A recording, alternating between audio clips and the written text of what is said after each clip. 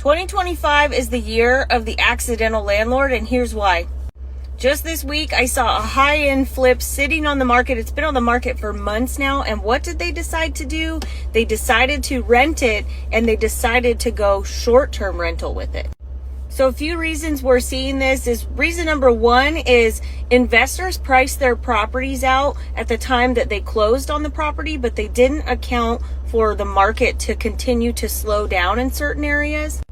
Another reason is a lot of these homes are reaching for the top end of the market, and in certain areas that top end market has really slowed down and taken a big hit. And a third reason is sellers are simply not getting their price that they want, and they're just not motivated to do the price reductions they need to do in order to get it under contract in today's market. So they're opting to rent it instead.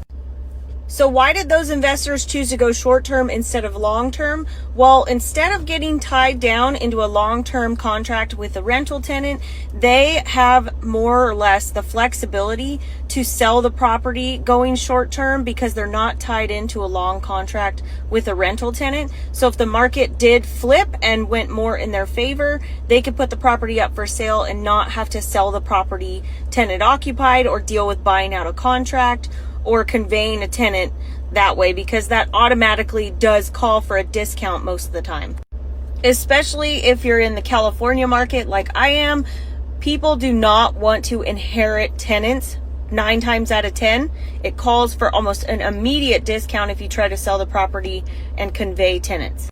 And that is why 2025 is the year of the accidental landlord. So mark my words, in a couple years, I think we're going to see a flood of these listings, or whenever the market bounces back, we're going to see it at least in a couple years, because if people are signing long-term leases right now, those tenants are going to stay for about 12 months, maybe longer, maybe 2 years. So we're going to see a flood of these accidental landlords selling their properties.